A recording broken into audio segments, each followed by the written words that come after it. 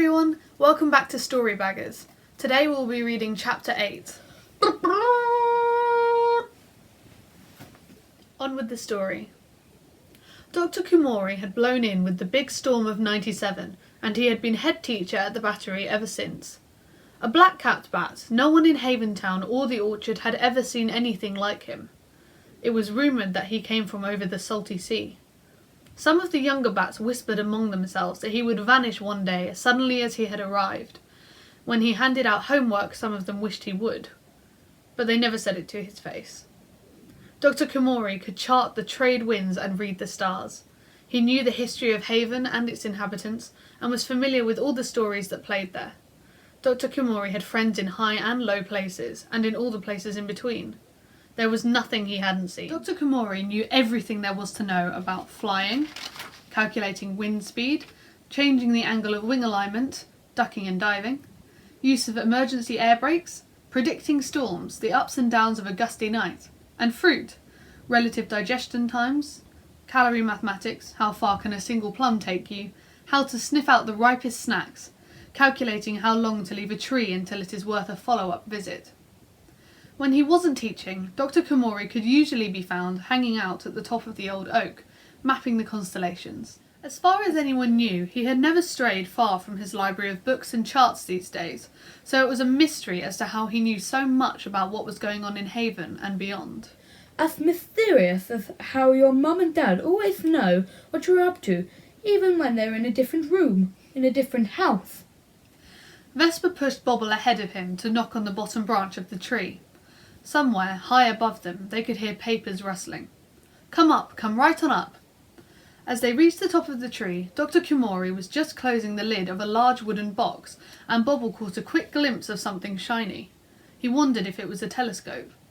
Vesper peered over Bobble's shoulder. Dr Koumori peered back at them over his spectacles. "Hello, boys.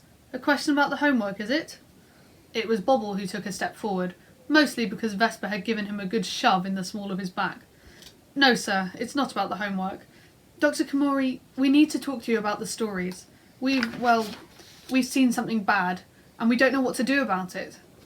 The teacher looked at their anxious faces and waved his wing towards a comfy branch. "Well, why don't you take a perch and tell me all about it?" So they did. They hung themselves comfortably from the gnarled old wood, polished by the claws of generations of bats before them, and told him everything. From Bobble's crash landing, "Tut tut, angle the wings, boy, angle the wings," to Sleeping Beauty and the Bean Thief. Dr Koumori sighed deeply, closed his eyes, and rocked himself silently. To and fro. To and fro. Bobble wondered if the old boy had fallen asleep. "It helps me to think, Bobble. Focuses the mind. You might give it a try sometime." Dr Koumori slowly opened one eye and squinted at them over his spectacles. "I'm very much afraid it's old Batwings up to his old tricks again. I never believed that we had heard the last from that old devil. I've been wondering when he'd be back." Dr Koumori adjusted his grip on the branch. "There's no point in batting around the bush, boys. He's after the happy endings. Haven's stories are in danger. I warned them he wouldn't stay skulking in the heights for long. I said they should have dealt with him once and for all when they had the chance." More rocking.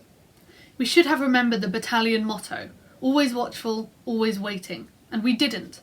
It's too easy to forget what happened. People want to. They don't want to believe what is happening, even when it's happening right in front of them." More rocking.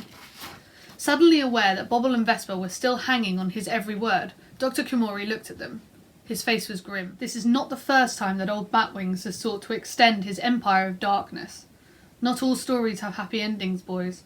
There are many, many dark stories, scary stories, or just plain bad stories with rotten characters and predictable endings.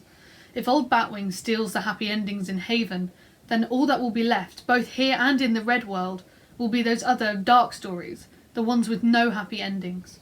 The ones that sap the happiness from the world, filled as they are with sadness and misery. Celebrating dark deeds, they teach us nothing but hopelessness and dread, or worse, poor storytelling. Bobble and Vesper rocked back as one, horrified. Dr Koumori shook his head.